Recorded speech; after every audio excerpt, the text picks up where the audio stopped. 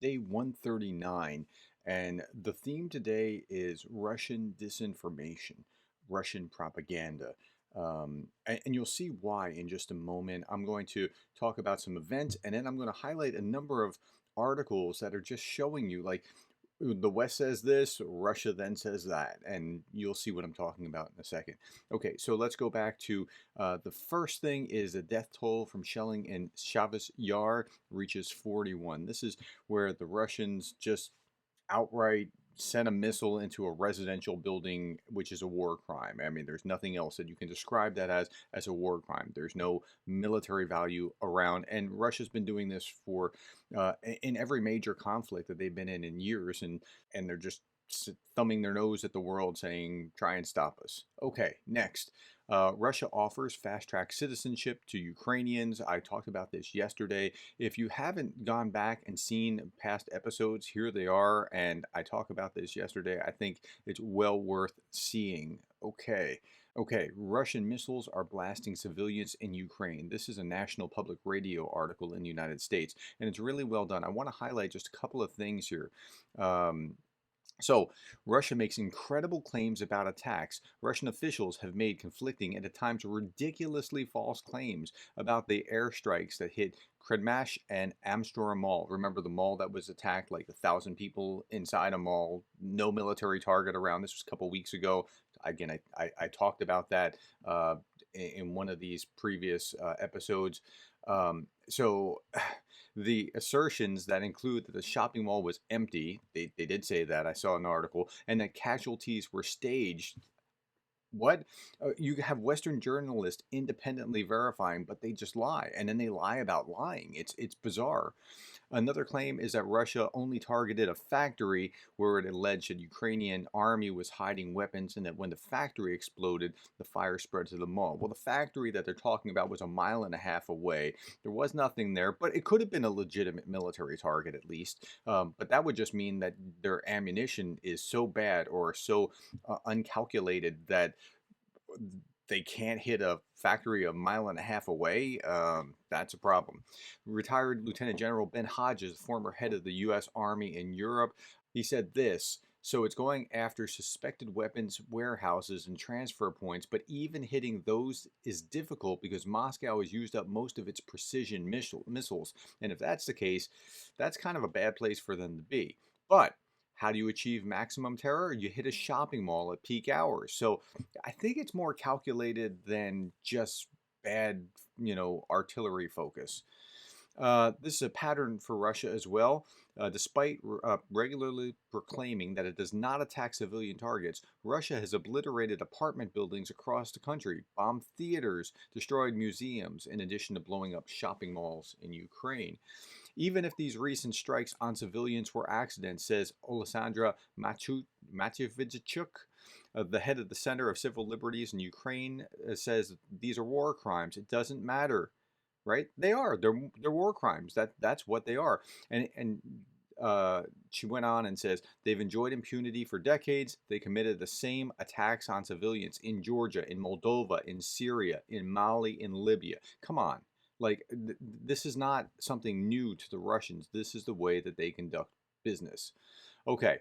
Um, Now, Ukrainian strikes. Now, here I'm showing you an article from The Guardian, and then on the other side of that, I'm going to show you an article from RT talking about the same issue to just give you a sense, a taste of the Russian propaganda or disinformation. So, there's a strike, a Ukrainian strike on a town of Nova Kavova. I'm not sure if I'm pronouncing that right. It is here on a deep state map. So it's deep into Russian held territory. This is Ukrainian, this is Russian held territory. I'm sorry, the deep state map doesn't go any further than the 11th on the 12th. It hasn't updated yet. So this is a rocket attack from Ukraine into Russian held territory in Ukraine. Okay. And a strike is attributed to recently acquired U.S. weapons. The explosions hit a warehouse close to a railway. Imaging from NASA could see the fire. Okay, that's pretty amazing. It's hitting artillery, armored vehicles, and a warehouse of ammunition. Now, the pro-Russian officials, even some Ukrainian commentators, were quick to suggest that the explosion was a result of Ukraine's newly supplied HIMARS. Okay, and then we scroll down a little bit more. The overnight strike in Nova Kahova was the fourth time in recent days that Ukraine has hit warehousing in the town. And it's not just there. In other places, let me go back to the deep state map. In other places, now what I'm clicking on here is all the missile strikes. Okay, if you're Ukraine and you can hit here and here and here and here and here, right? Those are the new weapon systems because the previous weapon systems could only hit like right around the border. So that's what's going on there. Okay, Russian forces largely occupy Kherson province. That's let me go back to the map. Okay, Kherson Oblast here, and then Zaporizhia is here, and these are the southernmost territories. This is Crimea, which was Ukrainian, and Russia annexed in 2014, and I don't know, maybe they're planning on taking that back. Russian forces seized the province's main city on March 3rd. It was like one of the first things to fall.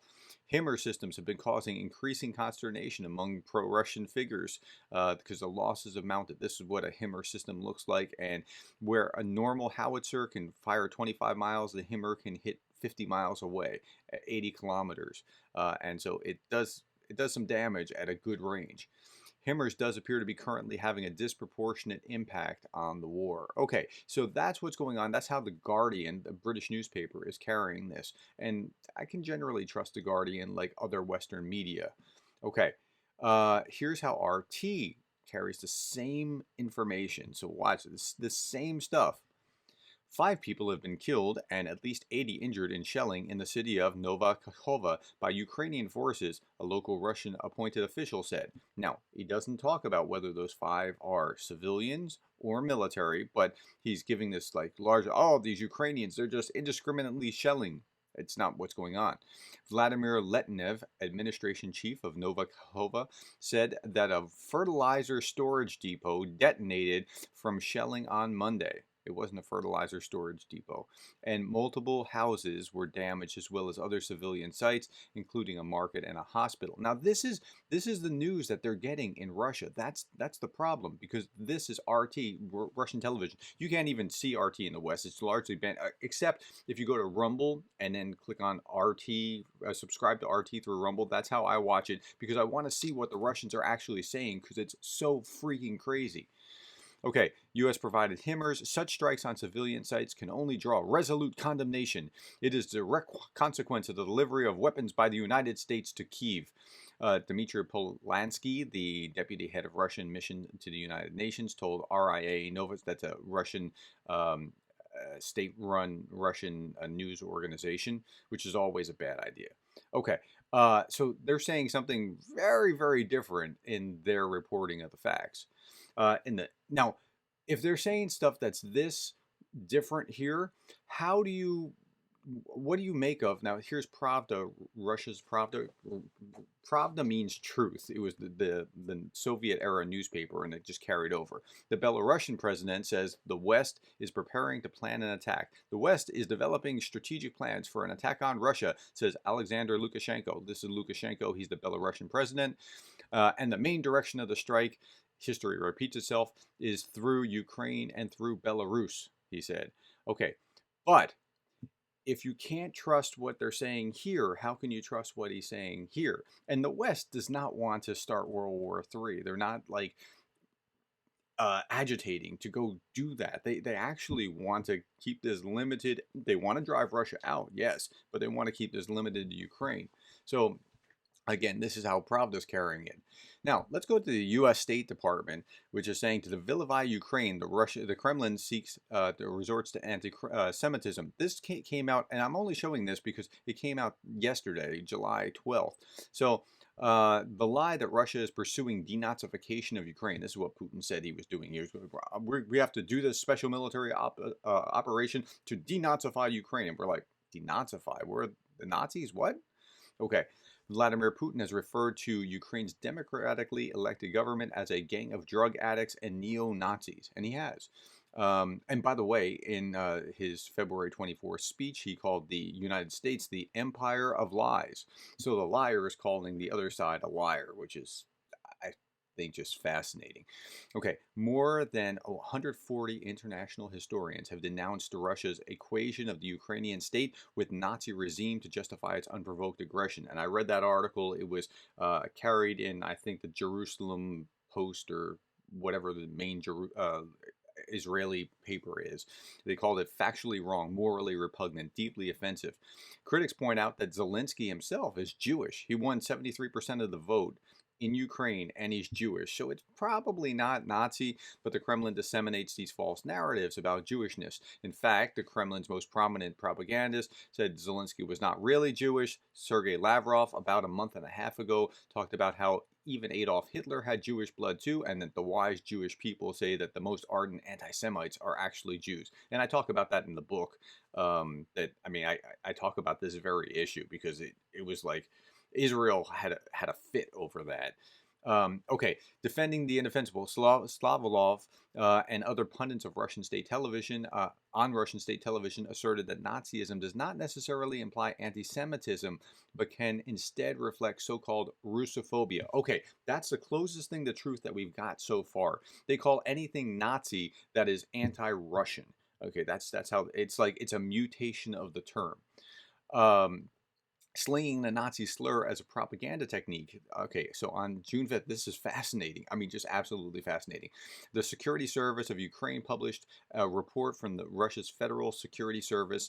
Disinformation themes on the Russian government should promote and improve the informational propagandist support of its special military operations. So they know that they have to have more propaganda to support this because it's not really going so well. Okay, the FSB concluded that Russia had inadequately supported the denazification claim. So that hasn't really gotten the traction that they wanted to get. And so they recommended a, quote, massive injection of allegations accusing Ukrainian nationalists of killing children in the Donetsk and the Luhansk. So that's what their plan is now, to say, see how these Ukrainians are killing children or kill. Now, what did we just see as we go back to, where's this? At least 5 killed, at least 80 injured. And right, so what did they talk about? They just talked about how the Ukrainians are shelling what appears to be civilians, and they didn't say civilians, but it appears to be civilians. So you can see the playbook. The FSB also called for the creation of a network of propagandists to spread fabrications. Okay, so I've been in contact with a professor who is talking about Russian trolls and the Russian troll factories and the propaganda. He's like the leading guy on this issue. It's absolutely fascinating what's going on. Lastly, the FSB recommended establishing anti-fascist groups that can just, be violent and take the fight to the streets. Okay, so that's what's going on. Okay. Now, the Moscow Times is not a uh, state-run paper. And I'm showing this for the contrast. This is independent news from Russia. It's been independent. I don't know how they actually function or where they get their sources or whatever, but about 150 soldiers from Siberia with the highest death tolls have refused redeployment, and their wives are throwing fits as well. A total of 100 Buryat soldiers have refused military soldiers through the Free Buryat Foundation since Russia launched the full-scale invasion. Yeah, because these guys are getting sent through a meat grinder. Okay, that's the Moscow Times. Radio Free Europe carried the same thing. In Russia's poorest regions, mothers and wives are fighting to bring their soldiers back home. I don't even need to go into the article. This is just confirming the same thing. And by the way, try to confirm. Don't just listen to one side. Like, try to triangulate so you can get a better sense. Okay, finally, I'll end with this. And this isn't about Russian disinformation. This just came out today, and I thought it was awesome. The Russians claim that they're coming in to liberate the Free People's Republic of Donetsk and Luhansk. Okay, well, members of parliament, it's called the Verkhovna Rada, that's the name of their parliament, have proposed to recognize the state sovereignty of Chechnya Republic. Okay, where's Chechnya? Chechnya is down here. This is Russia, and it used to be part of the Soviet Union, just like Georgia and Azerbaijan and Ukraine were all part of whatever. So this was its own little nation for some time, just like Georgia's its own little nation. And then Putin actually came to power, if you recall, because uh, what looks like the security service planted a bomb. They blamed it on Chechens, and then they went in and just devastated Chechnya. I mean, when I say devastated, I mean like there's the same kind of thing that they did to Mariupol, but they did that through the entire country of Chechnya. Not the entire, but you get the idea. I mean, it was pretty devastated. So now it's just a province of Russia. And so the Ukrainian parliament is proposing to recognize the state sovereignty of the Chechnyan Republic, which I just think is pretty funny. Okay, so I hope this whole thing helps you understand like the mentality, what's going on. I mean, the Russian propaganda machine is just they lie and they expect that. I think they expect that everybody else lies. Two books if you want to read, Russian Understanding of War and Putin's Playbook, are great books to help you understand just how the Russians think in this term. Okay, that's all that I have for day 139. Thank you. Come back again tomorrow. Subscribe if you want to get daily updates. Talk to you later. Bye bye.